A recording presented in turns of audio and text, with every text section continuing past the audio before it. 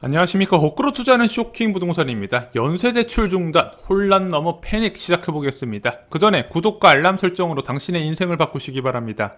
자, 어제와 오늘 부동산 관련 대출 뉴스가 쏟아지고 있습니다. 어제 NH농협은행이 11월 말까지 신규 부동산 담보대출을 전면 중단한다고 밝혔어요. 자, 이게 어떻게 된 내용인가 좀 세부적으로 살펴봤더니 지난 8월 13일 날 금융당국이 시중은행 대출 담당 임원을 불러가지고 연간 대출 목표 중간 점검을 시행했대요. 금융당국에서 작년부터 4에서 5%만 늘었으면 좋겠다 이렇게 이야기를 했거든요.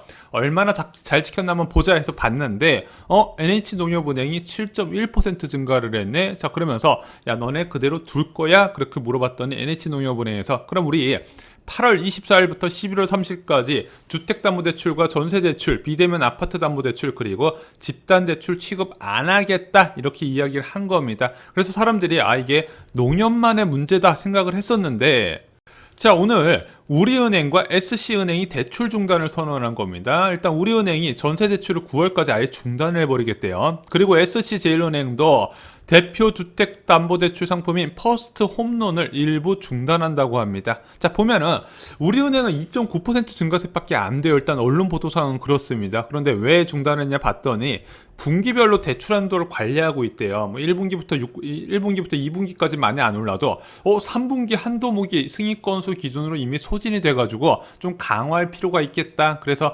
9월까지 한시적으로 전세대출을 중단한다고 한 겁니다. 왜? 전세대출도 주택담보대출 금액에 포함이 되니까. 근데 주택담보대출은 장기대출이니까 은행 이익에 더 도움이 되고 전세대출은 2년짜리니까 그냥 그거부터 중단을 시켜버린 거죠. 아마 4분기에 다시 시행할 것으로 보입니다.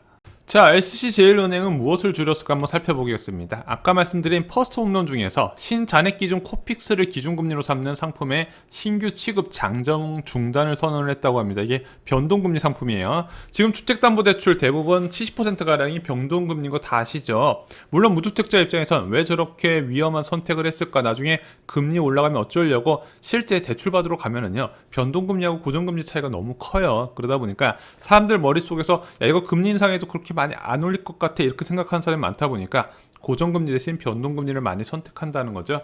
어찌됐든 일단 30일부터 퍼스트 홈론의 영업점장 정결 우대금리까지도 같이 인하를 결정하면서 SC제일은행도 본격적으로 대출 감축에 들어갔다는 부분입니다. 자, 이 우대금리가 뭐냐? 일반적으로 주택담보대출 금리는요, 코픽스 금리 매달 15일 정도에 발표가 되죠. 여기에 가상금리가 더해지고요. 여기서 우대금리를 빼게 됩니다. 이것이 대출금리가 되는데 이 우대금리를 낮추겠다는 뜻이에요. 한마디로 주택담보대출 금리가 더 올라간다는 뜻이죠.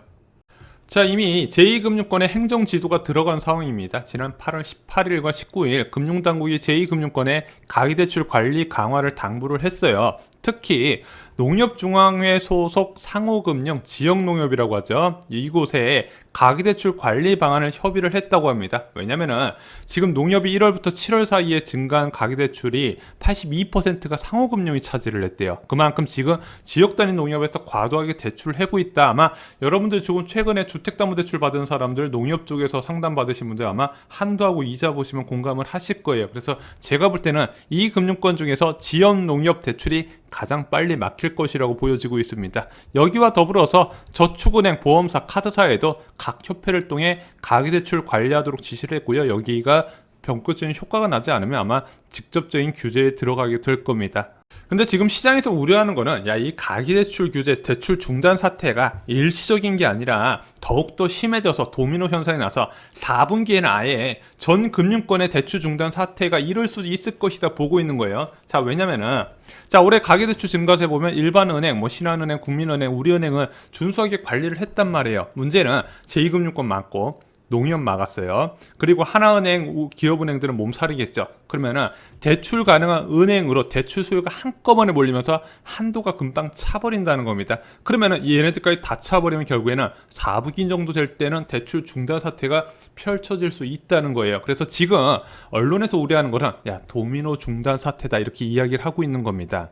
자, 이미 신용대출 한도 축소는 본격화가 됐습니다. 지난 주말부터요. 자, 그런데 이게 이금융권에도 확대 적용될 거예요. 당연히 그래야겠죠. 안 그러면 풍선 효과가 100% 일어나니까 문제는 이게 신규 대출 차주뿐만 아니라 기존에 대출 받았던 사람들한테도 적용이 되고 있다고 하네요. 지금 신용대출 같은 경우는 1년마다 만기가 되잖아요. 그래서 재연장하는 과정을 거치는데 그때 연소득 100%안 넘었으면 좋겠다 이런 이야기가 여기저기서 들린다고 한대요. 자, 그러면 이제부터 문제가 달라지는 겁니다. 왜?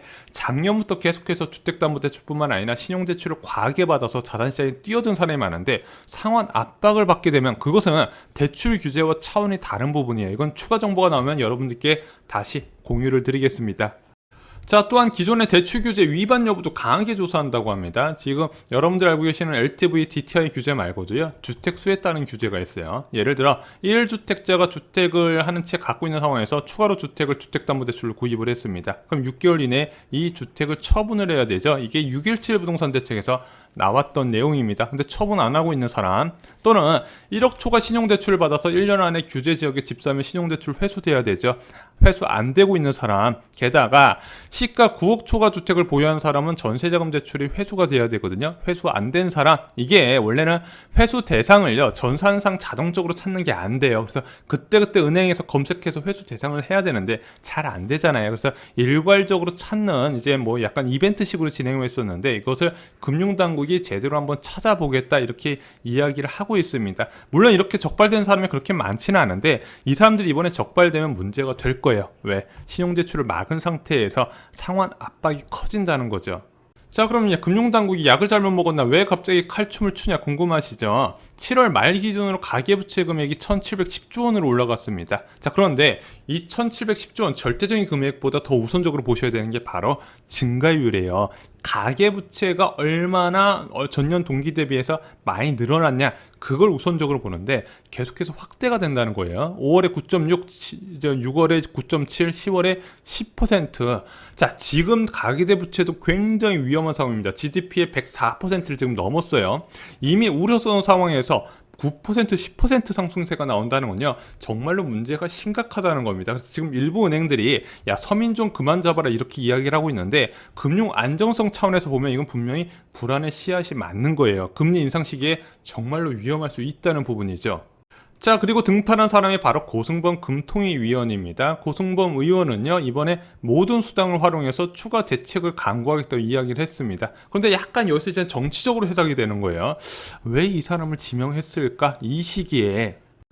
자, 최근 부동산 시장에서 불안한 모습이 확대되고 있습니다. 수도권 시장 같은 경우는요, 주간 상승률이 0.4%가 나타났어요. 이게 최고 상승률이라고 합니다. 자, 물론 이게 정부에서 이제 이 한국 부동산은 통계가 문제가 있다는 지적이 많아서 표본을 크게 늘렸거든요. 그래서 상승률이 과거에 비해서 더 크게 나타난 것도 있긴 한데, 일단 여러분도 체감적으로 아실 거예요. 거래량과 상관없이 수도권 구석구석 신고가 행진과 상승 흐름이 이어지고 있다는 건 여러분도 다 아실 겁니다.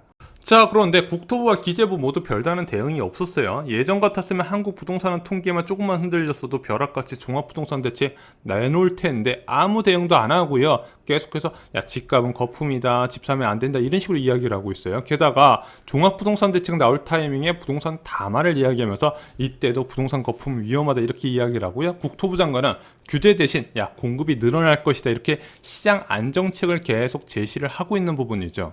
자, 그래서 이번에는 부동산 금융을 건드려서 집값을 잡으려고 하나 이런 생각이 드는 겁니다. 먼저 한국은행이 기준금리를 지속적으로 올려서 유동성을 흡수하고 상대적으로 돈의 가치를 올려 아파트의 가치를 떨어뜨리려고 한다는 부분이죠. 이것으로 이미 기재부하고 한국은행이 회동을 통해서 어느 정도 공감대가 형성되지 않았나 이런 생각이 들고 있습니다. 또 하나, 부채는 더욱더 강하게 쪼여 나간다는 부분이죠. 자, 부채는 줄이고 기준금리는 지속적으로 올린다는 부분, 일본의 잃어버린 20년도 이렇게 시작됐거든요. 당장 시장이 패닝에 빠진다는 게 아니라, 자, 이런 식으로 무엇인가 부동산 거품 절정기에 강력한 대출 규제와 금리 인상 카드가 동반되면 굉장히 위험할 수 있다는 부분이죠. 그래서 저는 현재 매도자 우위 시장이 오래가진 못할 것이다 이렇게 보여지고 있습니다. 자, 지금 추세로 보면 4분기만 되다 하더라도 전 금융권에서 대출받기가 쉽지 않을 것으로 보여지고 있습니다. 이런 심상치 않은 상황에서 그래도 저희가 대출을 꼭 권해드린 이유는 간단합니다. 여러분들 중에서 청약 준비하시는 분들, 계약금 20%가 확보 안 되신 분들은 미리 지금 은행에 알아보셔서 대출을 받아 놓으셔야 된다는 겁니다. 지금 아파트를 내가 구하려고 한다면 기본적으로 충분한 자금이 있어야 된다는 거 잊지 마시기 바랍니다. 이상으로 쇼킹 부동산 마치겠습니다. 좋아요, 구독, 알람 설정 꼭 부탁드리고요. 저희가 오늘 올린 자료들은 대부분 쇼킹 부동산 네이버 블로그 자료실에 올려 있는 자료입니다. 저희 블로그 자료실에서 필요한 자료를 금방금방 찾아보실 수가 있습니다. 저희가 영상으로 못 올린 정보들도 많이 있기 때문에 꼭 찾아와 주시기 바랍니다. 감사합니다.